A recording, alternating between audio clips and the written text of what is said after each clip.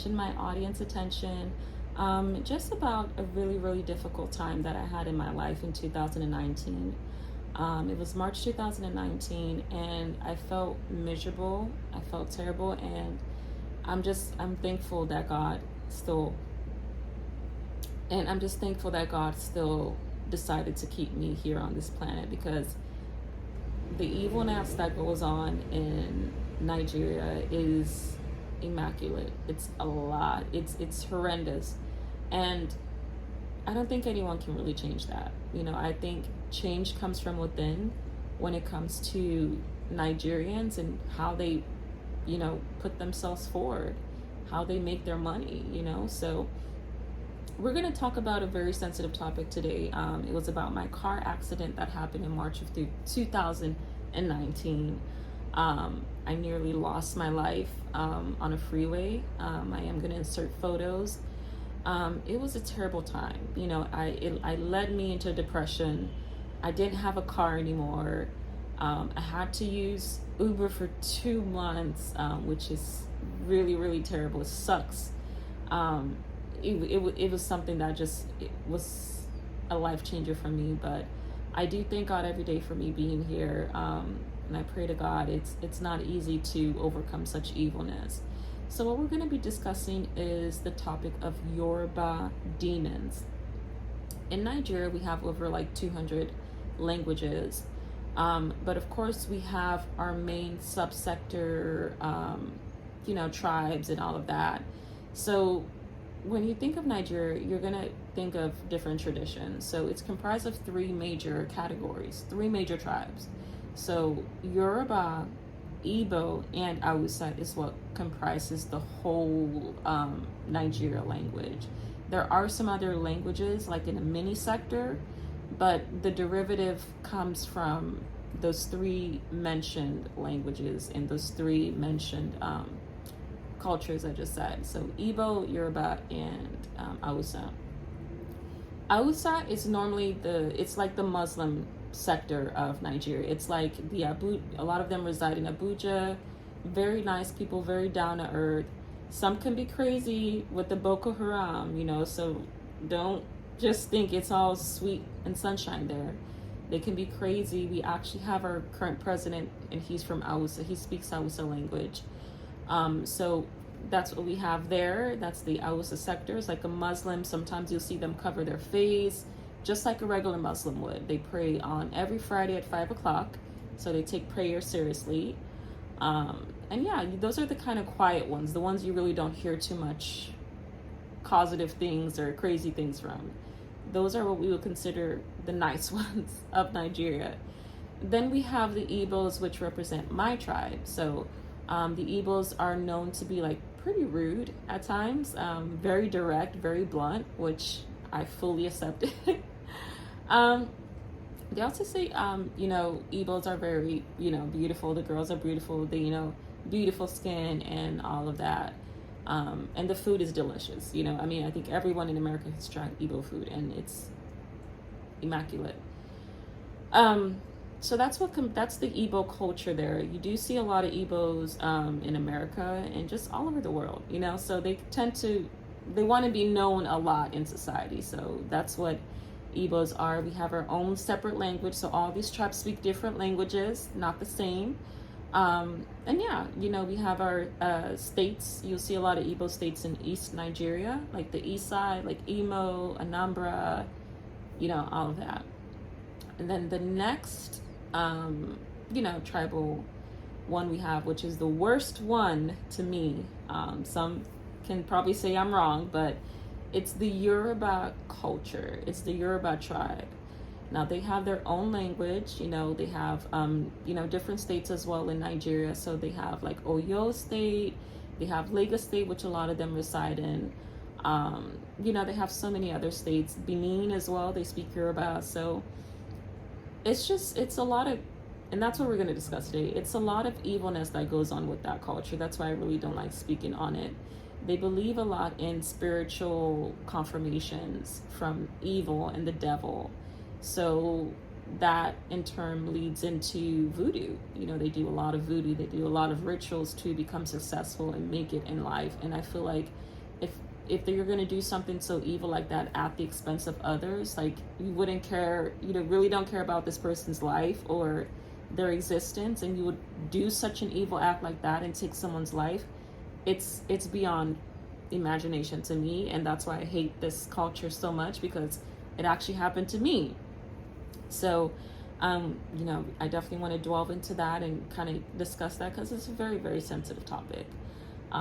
Losing your life is something you never imagine. I think everyone, if I was to do a survey right now and ask everybody in this world, when do you think you're most likely to lose your life? Some will say, when I'm 80, and I fell down the stairs, or if I'm 90 years old and I have diabetes, or my leg is broken at 90 years old, or my hip, or, that's when I would think I would experience death. So no one will probably tell you, oh, if I wake up tomorrow now and I get in my car, drive on the freeway, I might lose my life. No. So very, very disturbing people to deal with. And I really don't think I'll be able to finish this video without crying.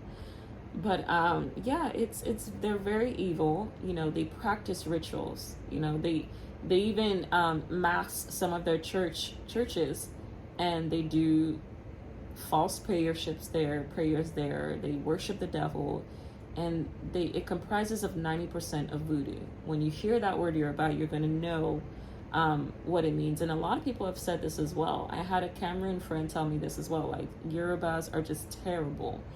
These are not people I want to ever date, just they love voodoo. They love playing with someone's life, and they don't care if you pass away, because a lot of times when you see someone doing rituals or voodoos, they're doing that for a personal gain. So if they go to like a ritualist or someone that's going to tell them what to do in order to get what they want, it will be like, a request, like either have this person pass away and you'll get hundreds of thousands of dollars in your bank account the next day, or you'll start becoming rich, or we'll get you out of poverty. Because a lot of times in Nigeria, we all know it's a third world country, poverty is the main thing you're going to come across there. You're not going to see beautiful buildings, or anything like that, or so you're just not.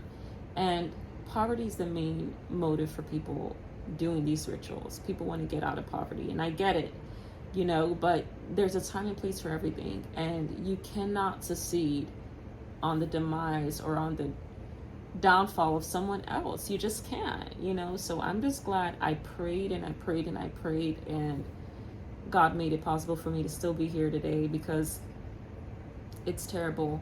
So we're going to delve into the story, but just wanted to give you guys the basics of those three main tribes. So yes, I actually my mom introduced me to a Yoruba car dealer, and he actually sold cars and everything like that. And I was struggling with my first car because there was always some kind of issue with it. I think it was a 2007 or 6 Mitsubishi Galant. I'll post the video here, or the picture of it.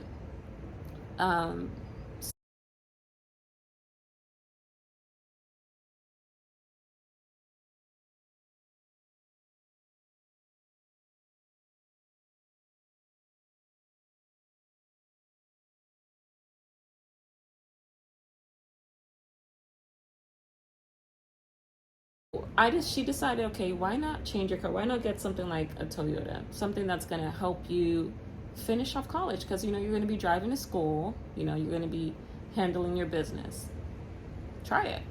So I tried this individual, the car I wanted was like $6,000. So I purchased the car, and started driving it, and there was some issues with it. Well, they're not issues with the car itself, but as soon as I started driving the car, I think the third day I drove it, I got into a car accident. And I never really get into car accidents because I'm always so careful of how I drive, of how I move, especially being on my mom's insurance. I'm like, oh no, I gotta do the right thing. So I got into a car accident, which was weird, because I'm like, all right. And okay, so I then retained an attorney, spoke with my mom, and she's like, okay, retain an attorney. The car was not paid off. So during the insurance settlement of them paying off the vehicle, They paid off the vehicle, and that was that. No more business with this Yoruba individual. We're done here, right? Car dealer, no more. So I think my mom came up with an idea like, okay, just this car needs to be sold. There's been a financial issue back in Nigeria to where we need this car more over there. So, and you can afford a new car. Just go back to this dealer, purchase a new car. So I said, well, if I'm purchasing a new car, it's definitely not going to be anything you recommend again. It's going to be what I want. So, all right, just being the nice teenager I am, just being a cool girl, I said, fine. So I purchased one of those ghetto Houston cars, a Lincoln Signature town car. Yeah, I purchased it. So I just wanted to make her mad. I was like, well, you told me to sell my car, so, oh well, sold it, but this is what I'm going to drive. I'm not going to drive a car that makes you feel good. So purchased that car, and I got into, so this is just accidents after accidents. I normally don't get into accidents this frequently. I don't. Like my first accident was just when I was in a shopping center parking lot, and it was a little fender bender. So major accidents like what's happening now, ever since I met this dude, this car dealer, is just so out the world to me. It's not something that normally happen. So I put all of that aside, and I said, okay, well, I'm going to need a car if I'm going to send this car to Nigeria. So let me buy a car. So I purchased that car, got into an accident, and it was, I don't know, it was someone that hit me from the side, and they were at fault. All of these accidents are people being at fault. So this is just to let you know, guys, like, I am a really good driver. I am very, very careful. It's very careful. I was never, ever found at fault for these accidents. So during that second car accident, I was like, wow, what is going on here? I'm always getting into an accident. People are always just hitting me. What is going on? So by this time, the car was already paid off, though. It was a cheap car. I think it was like $4,000. So paid that off, then I was like, okay, told my mom about it. She's like, just relax. I understand this is going on. Take a deep breath and relax. And I retained another attorney, won that case with the insurance company, paid for the fender bender. Good to go. Somewhere along the lines, I felt like, okay, I'm just going to go out on the limb and purchase myself a car for my 21st birthday. I want a new car. And who better than to go to than this auto dealer that my mom has kept suggesting to me. So I was like, let me get out of this ghetto Lincoln car. I want to change it up for my birthday. So I purchased a 2007 Mitsubishi Eclipse. If you guys know the car, well, it's posted in the photo here, but it's like a smaller compact car, and it has convertible rooftop to it. So, I purchased that, and it was really good. It was a nice car. It made me feel sporty, because I at the time I've never driven a sports car, and I was like, I love this. So I drove the car, driving it, went on a trip to Nigeria, came back. So I'm going to explain that. So after I purchased the car, paid in it full, my mom decided, wow, well, let's just go ahead and trust this car dealer that we've known for 3 years. Give him the cars, let's park our car in his driveway, since he's the only one we really know, let's park our cars there, let's have him watch these vehicles, and he'll be driving it, he'll be making sure the battery doesn't stop, he'll be maintaining these cars in a sense, why not? He's Nigerian like us. He may not be evil like us in the same tribe, but he's Nigerian, so let's go for it.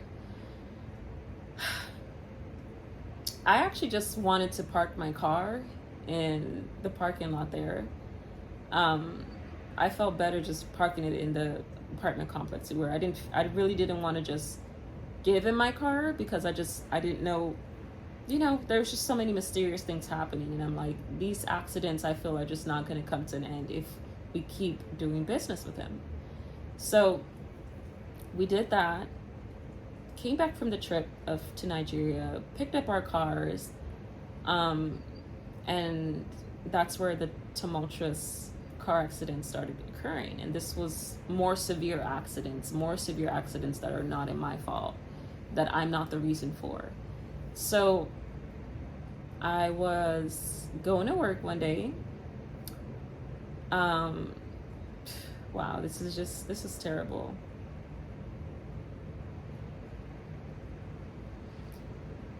Oh God, I can't even discuss this because it's miserable.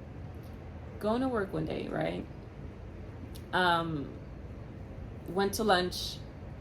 As I'm on my way to lunch, I'm on the freeway. If you guys know Houston, they have so many freeways. I think I was on I-10 or something like that, going west towards the Galleria area. It was raining, and someone had literally, a truck had struck my car on the side. My car, and we were on the freeway, my car flipped onto the feeder, literally flipped. I literally thought I was going to lose my life that day. I literally believed, like, there's no coming back. Nope, he got us. You know, I'm literally going to lose my life today. The police was called, the ambulance was called. It was a very big scenery on this freeway. And so the setting now is like we're in the feeder, right? We're on the feeder of the freeway. Police is there, ambulance is there. People's cars also got hit. You know, innocent people cars got hit on the freeway. And, you know, it was a miserable feeling. It was like, I just knew it was him. I knew it was him. The reason I knew it was him, because, you know, of course, we're looking, this was at the end of 2018.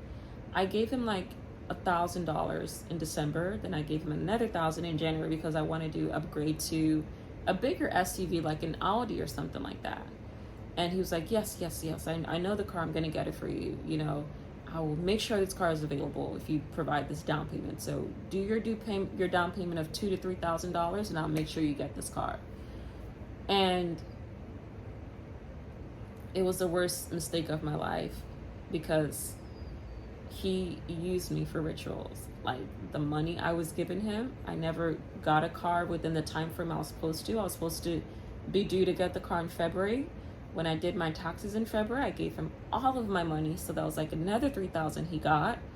And it was a miserable feeling. It was like, wow, this guy is really using me.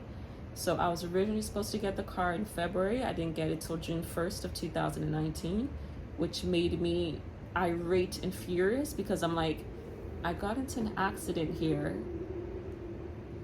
you know, literally due to this individual. You know, he used the money for rituals. And I believe the reason he kept doing this is for me to keep buying vehicles, keep buying cars, keep buying cars, keep buying cars, keep buying cars. So the pattern that I was seeing is that every time something went on with one car, oh, it looks like you're going to be due for a new car. You know, you're going to be due for a new car. What other kind of cars would you like to get? And that's just how it was. That's just how he was. He was manipulating me and my mom so we can keep purchasing vehicles from him. And these were salvage vehicles. These are not brand new, luxurious cars at all. This is used cars that someone has already used. And that's just why I hate Yoruba people. That's just why I hate them. I can get into the story of this. I can go deeper, and it's just, nothing's ever going to make me feel better about these people. They love to use individuals. They love rituals. And it was a most miserable feeling of my life. He manipulated me for 3 months. I've never felt so dumb and foolish in my life like that. Trusting someone with $3,000, you know. And then when I finally got the car, it was dirty. It was a dump inside. Literally, I had to clean it, do everything on my own. So, you know, I was so glad he was paid off. I had to ask coworkers, can you please help me with the ride home? Like, this is embarrassing things I would never do on a normal day. You know, so godly, it was miserable. I would call him every week. I would ask. It was the time I even had my deceased uncle, call him and say, you know, where's the car? She paid you. what's going on? And it's a miserable feeling and thought. But yeah, back to the accident. My car it flipped on the other side. So where the convertible is, it flipped on that side. So my car was, no, I'm sorry. It flipped like a regular car just sitting down. It didn't flip upside down. It was just that way on the grass on the side of the feeder. And God, you do not ever want to experience a freeway accident like that. That was dangerous. That I feel like I could have suffered injuries. I suffered basically just 3 hernias. 2 cervical, 1 lumbar. So neck and back. You guys didn't know the medical terms. But yeah, it was miserable. It was miserable. It was terrible. I had to seek medical treatment, chiropractic care. But just thinking back on the injuries I could have really, really gotten, it's like, not even the injuries, I could have died. I literally could have passed away. So, there's some 2 guys that got out of the car when I landed and was like, oh my God, trying to help me get out the car, because I was just shocked. I didn't even want to get out. I knew how to get out, but I was just like, oh my God, and then they had the tow truck tow it to that place in the picture there, and it was terrible. The policemen were asking, are you okay? Are you okay? Are you okay? Are you sure? Because I was just too calm. I was too calm, but yeah, I was just too calm, and I couldn't. It's not like you can convict someone of doing voodoo against you. It's all spiritual, So it's just, it made me feel terrible. And I literally thank God to this day, because God, like, I didn't even get as much injuries, That's the immaculate crazy part about this. I could have got a broken arm. I could have got a broken neck. The only thing I got was just normal, regular cervical hernias. Hernias on your, which is normal. It's when you have like a dislocated disc on your back, but it doesn't affect how you walk or move. It's just something you can go to therapy, and sometimes they can pop it back or do surgery for it, but it's not a big deal. Like, every individual gets a hernia at one point. But yeah, I did chiropractic care, retained an attorney because this was so important.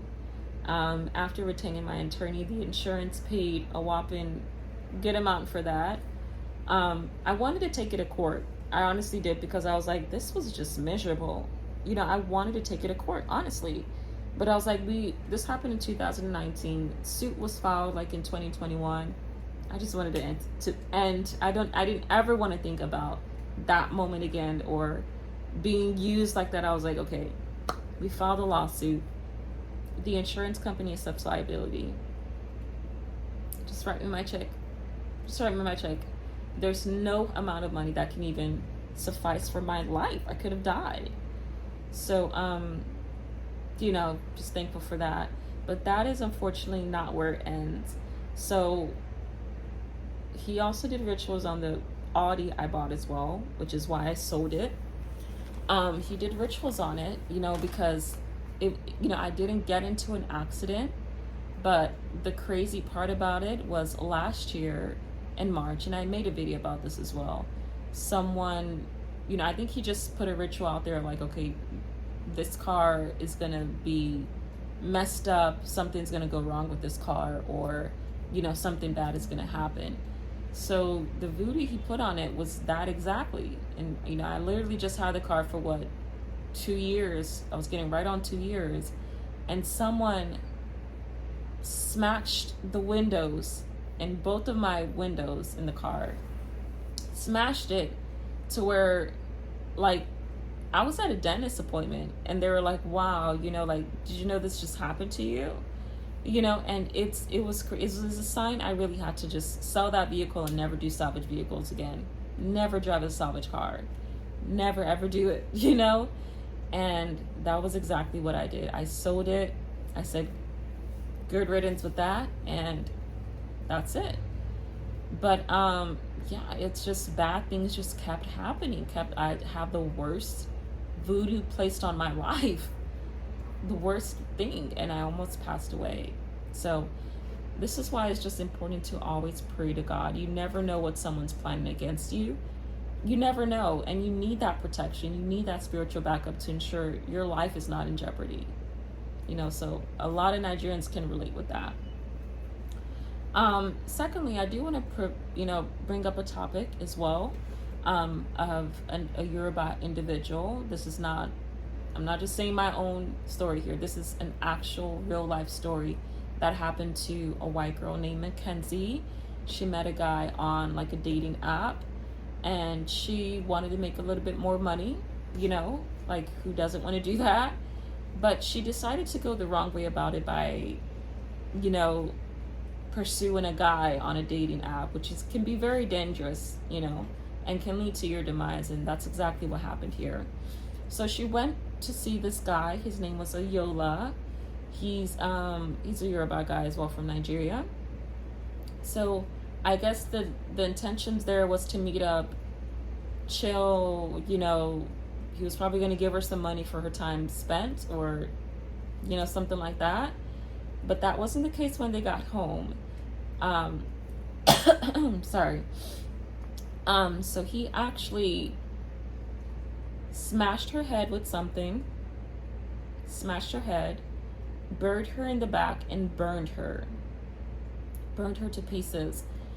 She actually went missing, and thankfully her family put up enough fight to where people could trace her steps and see what her last movements were. Phone was traced back to his house, and they arrested him. So they said a piece of her skull was missing. I don't know if that was used for rituals. With rituals, they do different things. They call onto the evil gods and things like that. So that's exactly what happened to Mackenzie. And I may her soul rest in peace, because she didn't make it out alive. She really fell into that trap of a Yoruba demon. So when people ask, what is a Yoruba demon to you? I feel like it's subjective to your experience. So for me, a Yoruba demon is someone that is evil, that calls onto the evil gods to get success in life. They're not genuine people. They're very evil, and they're controlled by evil gods. So that's why you always have to be concerned about that. You have to be concerned about the people you kind of stay around. Like, as an Igbo lady, it's known in my tribe, Igbos do not date Yoruba people. So guys, this is my first vehicle that I ever bought. This is the one for $1,500. This one was the one I bought for the car dealer. This is another photo. And of course, guys, this is the last car. It's the Audi that I talked about.